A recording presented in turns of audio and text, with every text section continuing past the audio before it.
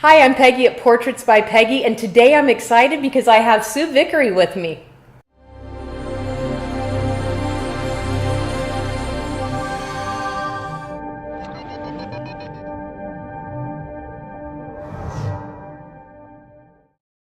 Sue, you have an amazing story, and you have a lot of amazing, not only are you a filmmaker, a director, but just some of the amazing things you've done with your life. I don't even know where to start with this, so I'm going to let you start. Wow. All right. First, you have to tell the story of how you got into filmmaking. Okay. And then I'll just give it to you from there. Sure, absolutely. I might reel it back a little bit farther than that. When I was in my early 30s, my father died unexpectedly, and he had bought a manufacturing business in Nevada, Missouri. So Dad dies suddenly. Our girls are 3 and 5 at the time, or 5 and 7. They're little, and I said, well, I guess I can come to work there. Uh-huh. So I'm early 30s. I start driving 88 miles one way to the family business. So you were in Kansas at this time? We were in Kansas City at the time. Uh-huh. And it was family-owned business, blue collar, all of that kind of stuff, small town in Missouri. So the girls grew up, went off to college. They both went out of state to college. And one night I was sitting in my bedroom and I said, who do I want to be the second half of my life? It's kind of a woman's question, maybe. I don't know. It was for me. And within an hour, Peggy, I was signed up to film school. That is awesome. So had you thought about film school before that? No, I hadn't. So I loved independent films. Uh-huh. I would go to a lot of movies by myself. I'd sit in a dark theater and watch the indie documentaries or whatever. So what came up in the spirit of who I am was documentary filmmaker. So I Googled it, and 10,000 hits came up, but the very first hit was New York Film Academy. And I thought, I love New York. Let's see what they've got. So I get on their site and I look around, and they have a 1-week boot camp in the fall of that year. And this is like March or April. And I'm like, I can do that. I can take a week's vacation, go out to New York, do this boot camp. It was sponsored by AMC. So I signed up and I paid half the tuition, and I emailed everybody I know that night and said, guess what I did? Wow. I'm 48 years old at this point.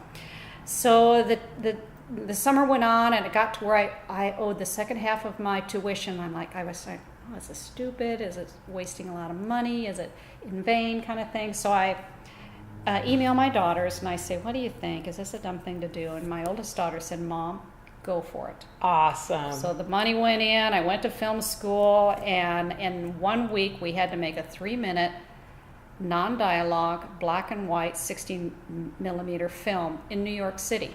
Like taking her stuff around on the subway. Oh, wow. And so I got as a photographer, I can appreciate that because, Mary will always, let me help you carry that. And it's like, oh, I'm used to this. Like, this is, you just get used to lugging the equipment. Right, and we're on the subway. Oh, and, my gosh. We had to learn from beginning to end. And you're not from New York, so you're still trying to figure out where you're going. Exactly. Oh, wow. So it was quite the... That was an experience. Quite the hook. And so I came back from that, and I thought I loved the editing aspect of it because everything changes in edit. So I signed up to editing school in Washington, D.C.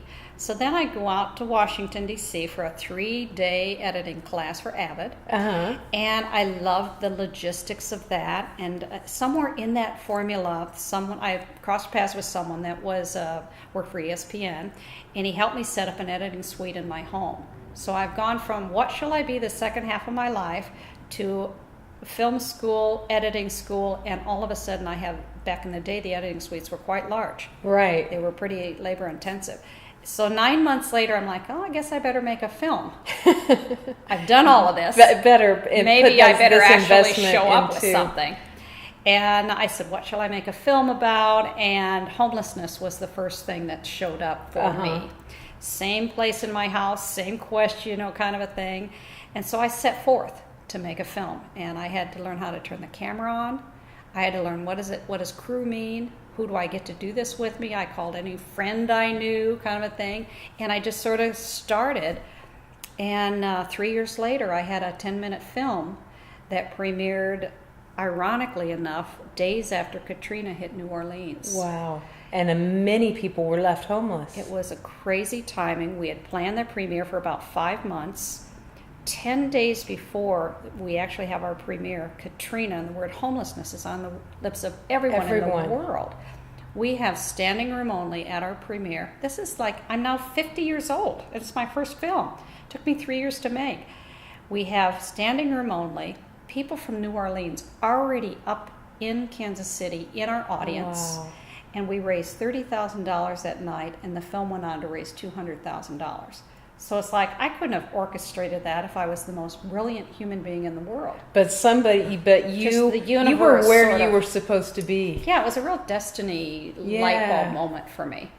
I think for me, I think that's the amazing thing about women is if women are quiet and allow themselves, we have the ability to recreate ourselves over and over easier. Yeah. Because, I have 3 kids and 2 of them are out on their own now. I just have the one left at home. So, you kind of start thinking, hey, this whole mom thing's about over. Yeah, you start, my time is going to open up a little bit. My middle daughter was the athlete, and when she went off to college, I learned how to boogie board. I learned how to play tennis. There you go. And she's like, Mom, you didn't do any of that when I lived at home. And I was like, I didn't have time. I was driving you to practice and play and games and so all of a sudden, we find, even career women show up and they're like, hey, I want to do this. Right. And I think that's amazing that you're like, you know what? And then for it to be something that touched so many lives, your very first film. It was just a crazy experience. I can remember standing up at the podium when we were premiering that night, and I had all original music made for the film. And it just was... Now, how did you just start talking to people and asking? How did you end up with that? It's like the non-accident of the universe. I had somehow gotten connected with this group in Kansas City that were an R&B group, and I love R&B. Well, and Kansas City's real rich music. People might not realize that Kansas City has a real rich music community. So they have a lot of talent there. But there was a group called Bloodstone, and they had #1 hits back in the 80s. I got acquainted with them, and I said, hey, you guys want to write some music for my film? And they did. They wrote 4 original songs, and we recorded them in a recording studio. And it was a head trip from beginning to end. So I stand up at the podium when we're doing the premiere of the film, which, by the way, we flew in from all over the country, the homeless that were featured in the film. We flew them in from Harlem, from Baltimore, from Los Angeles, and they were the stars of the night. And it was just, it was just a moment that you cannot. I get up to the podium and I say, my family's there, our friends are there, and the homeless are there, and all that kind of stuff. And I say, this is a magical moment. And there's really no other way to explain it. Because in your wildest dreams, stepping into something 4 years before, you didn't even think about being a filmmaker. And all of a sudden you've got, and Nick Lowry, who was a kicker for the Chiefs, he narrated it for free, came to the premiere, it's all these pieces that were coming together for it. And like, this is the way to live in passion like this. It is. And there's really no escaping that once you get into that way of being. You see what I mean? It's do. like a drug. It's a rush all the time. It is. I have this crazy concept. I think that if everybody does what they love and what they're passionate about, we would live in such a happier world. There'd be a lot of harmony, wouldn't there? I mean, I've always been fortunate. I've just always been a photographer. This is what I've always done. I've always gift early on. Really early on. I was 9, and I said, when I grow up, I'm going to be a mom and a photographer. And that was, I never changed my mind on that. You predicted your future. But I look at people, that just hate their job, and I think, I know it. Why do you go to work? Like 9 out of 10, it seems like. And the people on my journey, because I'm lit up a lot. Yeah. I live in this passionate way of being. And people want a part of that. They say, can I have what you have? And they can in a different way, of course. Exactly, because everybody has passions. Right.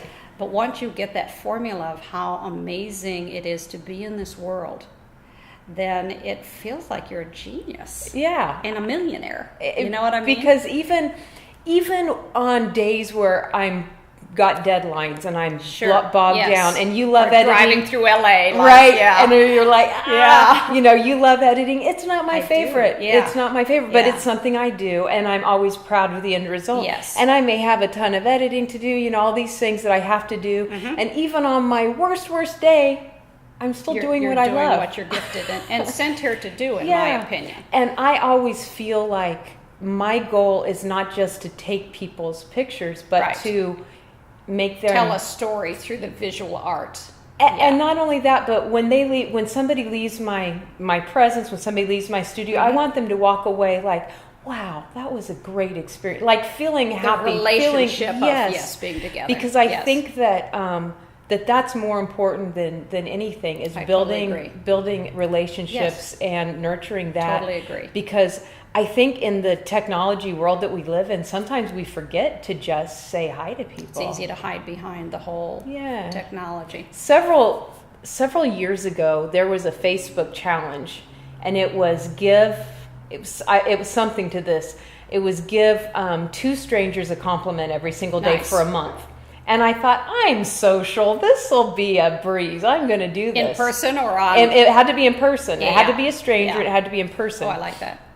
So I started this challenge, you know, and I realized really quick into it that it's not as easy as you would think. You got to be intentional about it. It's intentional. It has to be a sincere compliment. You can't just Right, say, I like right. your Like shirt your if you shoes. don't. Yeah. You know, it had Good to be point. sincere, and it had to be a stranger. So you had to engage. And I can go up to anybody. Yeah. And this was difficult for me. And I Interesting. thought, there were times that, because I'll get caught up in work and I won't leave the house. So there were times I would go to the grocery store hear you because on that. I couldn't. I'm like, oh, I haven't given anyone a compliment Right. today. Maybe I've seen 3 people, but they're people I know. So I would go, like, it would make me consciously get out of my comfort zone and go out. I hear you. And so I've kind of incorporated that into my life. I try to every single day give someone a sincere compliment that's a stranger. And I find it goes 2 different ways. Some people are like, you know, well, I've been yelled at. Don't bother me. Yeah. You know? And I think, well, that's not going to change my day. Right. And then there's the other people that, you know, they just, like, nobody's ever said anything nice to them for 2 weeks. Like it was the best thing that they've... And I think, how terrible that, you know, because you can tell, you know, something silly like, oh, I love your necklace, or your earrings look beautiful, or I love, you know, that changes somebody's day. And I think that's part powerful. of just being... That's empowering, isn't it? Yeah, that's part of just being, allowing yourself to be in the moment and just live your life. And I think that I see this. I see this in your life now. You and I are. I mean, we've met before. Yes. And we've talked before, but we've never spent any time. But we have mutual friends, and all of my friends that know you tell me, "Oh my God, Peggy would love Sue. She's amazing." And you know, people are always raving about you because you make such an impact on people's lives. And I think that's just awesome. It just feels natural. It's probably part of who I am. But then I got intentional about it. So what happened in that journey was, and when I made the homeless film, I was going on and interviews and all this footage, and I had no idea how to finish, right? So I met this gal in Kansas City who had been in the Salvation Army shelter. She and her husband and her 2 kids had been in the shelter for 4 months. I meet her when she's transitioned out. So the Salvation Army says, you need to go meet Stephanie. I'm like, okay, cool. So I go to meet her with the intention of talking with her about the film. But what I discover is she's amazing. Like, we're all amazing, right? We all have. But she had a vision board, and she had, you know, like, she had been a drug addict, but she's an amazing human soul. So I'm like, golly, you've got stuff going on. Come with me. And I took her and I introduced her to my entire business world, and I said, listen to her vision. It's amazing, and kind of rolled her into my life, right? So she helped me with the premiere. She was, our match was amazing. So what happened in the duration of that friendship was I kept getting this feeling that I needed to create the power of one. What I learned in making the film was that one person made the difference in a life that might have spiraled down to the bottom to put them back into commission, shall I say. So I heard that from coast to coast when I was making the film. Then I meet Stephanie, and our friendship is like you and my friendship would be, other than she has a different backstory. She tells me somewhere along the way, Sue, here's what you did for me. You engaged with me, you believed in me, you inspired me, and you empowered me. Wow. Those are the 4 things you did for me in our friendship. And to this day, we are still in the same growing relationship. When I created the brand My Power of One on my 60th birthday, she did all the logo. She has made all the shirts to date. Yeah, tell us about your shirts. Right. So I have a brand called My Power of One. And when Jay, my husband and I were over in Paris for our 35th wedding anniversary, the universe said to me, Sue, it's time. It's time for the brand, My Power of One. I come back from Paris. I Google the domain. It's waiting for me. It's completely available. All right. So I giddy up and go like I do, and I get a website made. I get a trademark attorney that pro bonos my work, and I create a brand called My Power of One. I started with those 4 words, engage, inspire, believe, and empower. We now have over 30 words, and a lot of our words partner up with community-based initiatives. This one I'm wearing today, Focus. 2 gals that were juniors in high school out of Kansas City came to me and said, we have a leadership program we're doing the next 2 years about distracted driving. Oh, wow. Kids that text and drive. She said, I wondered if you would create a shirt that we could use for sort of the visual piece of that and raising money for. I said, absolutely. And within a week or so, we have the word focus, which they chose the colors because the white for the road and the yellow for don't pass kind of a thing. And I have another one starting right now for bullying. So we're just started a brand new one with high school kids, girls, that want to do an anti-bullying campaign, and we created the word respect, and we're just putting that out. That's awesome, because I have a 8th grader, so the schools are tough. It's tough. I would never be an 8th grader again. Never wish that on anyone. So the brand is just a love letter back to humanity, and it taught me intentionality about my journey and seeing people and respecting people and being with people like you were talking about a little bit ago. And it seems to really it's like being in love all the time, I would call it, because you feel that way about the people you're engaged with. And you're just you're overly sort of conscientious about, we do acts of kindness all the time, constantly and chronically, and I know people love that. I was trying to get involved with one of your acts of kindness coming up. Yeah. Now I see those shirts on people all the time, just all out over the world. out and about. I see it. Yes. Sometimes I'll see it like on an Instagram post, like on something, and I'm like, oh my God, that's Sue's shirt. I know. I'm so proud of that, because when I was in Paris, and it kind of like, Sue, it's time. Get it done. Let's do it. Within 2 years, Peggy, I have pictures of people in front of the Eiffel Tower in their shirts. You know, that intentionality is so powerful. See, within 2 years, there's people in the brand in front of the Eiffel Tower. I am so much a believer in what you say, and you create your world. And everything. if people would start focusing, being positive, intentionally, kindness, be kind, make these things intentions. And this is a great reminder, because we get so busy. I know it. And we forget, and then the stress of life comes in, and somebody cuts you off in traffic, and all of a sudden you forget. That's true. And so these are good visual reminders. Yeah, that's what I liked about it. It's one word, but it's that powerful. It is. And Words it's a are reminder powerful. that I'm empowered. It's a reminder that I have faith, whatever it is. Yeah. And so it's just such a it's just a wonderful journey. And my girls now are in their 30s. I just became a grandmother for the first time. I have seen this. Oh, yeah. So we have other generations that are by watching Mom and how I advanced through, being a woman. And so much is going on in the world right now for women with voice and stuff like that. And it's just such a pleasure. Oh, my gosh. Yeah, I think so. I feel honored. I feel honored to be connected to the brand. First of all, there's going to be a link below this video, so you can find your shirts, you can find your brands, any information that we have, we're going to put down there, because I know everyone's going to be excited to follow through with this.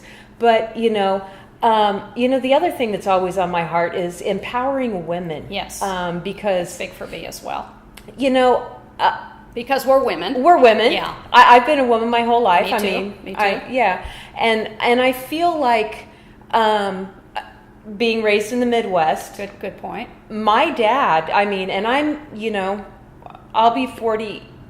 Something. Yeah, so in a couple of weeks. You're getting close to my 48 And- age, girl. And you know, and so I'm not that old, but Yeah. even when I was a kid, you know, my dad was like, well, you need to learn to type because you'll be a secretary until you get married and have a I hear kid. other people say that. Yes. You know, that was The stereotype yeah, of what because a woman that's, can be. That's, you Yes. know, and well, there's no sense in, you're not going to college, you're a woman. Why would married you? or You whatever get it married is. Yeah. Be a teacher. and, you know, and so the stereotype, I mean, just in my lifetime, That's a good you point. know, where we were and where we are going, you know. What's possible and what's what's- possible. right. And not just women, but minority women, you know, True, even true. All even of in us. a worse, you Yeah. know, stereotypical situation.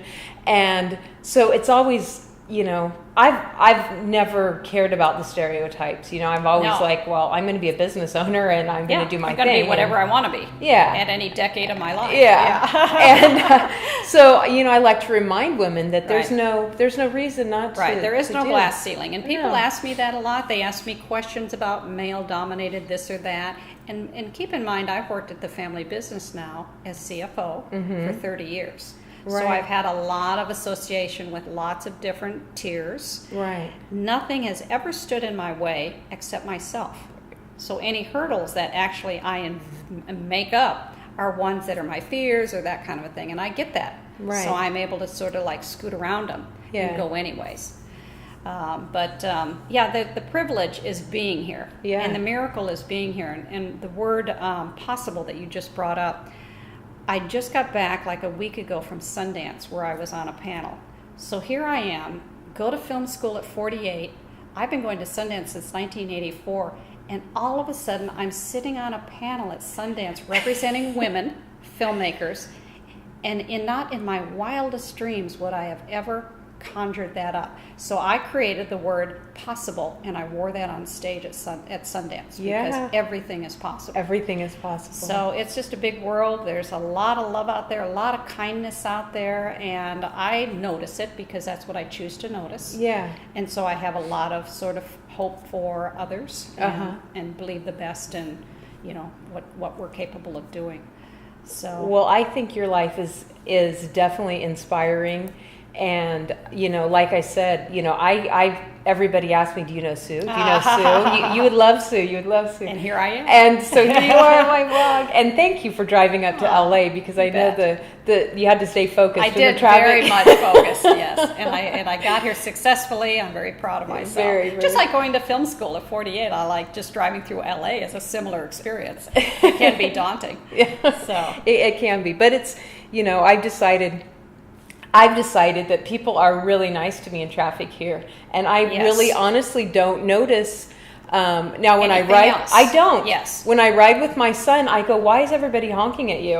Uh-huh, And I uh-huh. go, "They don't honk at me when they I think drive." he's cute. Yeah, And let's go with that. I'm Yeah. like, and You get you to know, make it up however you and want to. I'm like, Yeah. you know, I said they are all trying to get your attention. There know? you I'm go. like, I like what is that. going on? Yeah, life is just But- a big made-up story when you think about it. It We're all really is. storytellers and in you some fashion. you pick your own. I you get to pick tell what- my fairy tale however I Yeah. want it to be. Yeah. So And you know, my daughter broke her cell phone screen this morning, Oh, and yeah. she called me Mine's from broken. school, and she was just, "Oh, it's not my day." And I said, Right. "Why is that?" yeah, Because now you have to get a new screen on your Yeah, cell yeah, phone. Like that's not the end of the world. yeah, it's what you notice. It's but sometimes like- people Yeah, you have to be reminded. repeatedly notice things Yeah. that take their stress levels up higher, Yeah. and that's just unacceptable for me. Yeah. Yeah, so awesome. I really appreciate you coming on. Do you have anything else before we close that you want to make sure that our viewers know, or anything you'd like to add? I would like to tell one last story. And when my husband retired a couple of years ago, we accidentally, again, bought an RV, and then we decided we were going to do a 48-state tour. Oh, So wow. we thought we're not going to be younger and healthier than we are now. So we bought a 24-foot RV, which isn't big. Uh-huh. I had it brand wrapped by Stephanie, who I was talking to you about. And we decided to name it 12 Acts of Kindness. So we went on a 48-state tour with our golden retriever, and we scheduled in 30,000 miles that we drove in 2015, 2016. 12 acts of kindness from Seattle to Long Island, and of course San Diego and Milwaukee and all over the country. And it was like falling in love with your country all over again. Wow. And your people. Because we raised tens of thousands of dollars, and we had volunteers just coming out of the woodwork. And it's like, there's really so much to feel good about in this life. Yeah. And we saw it firsthand that people are doing amazing things all over and the country. It's easy right now to not see that. It's easy right now. Not for me. So, I feel that right now what's going on, what I choose to focus on is how people are standing up together saying that's not who we are. Yeah.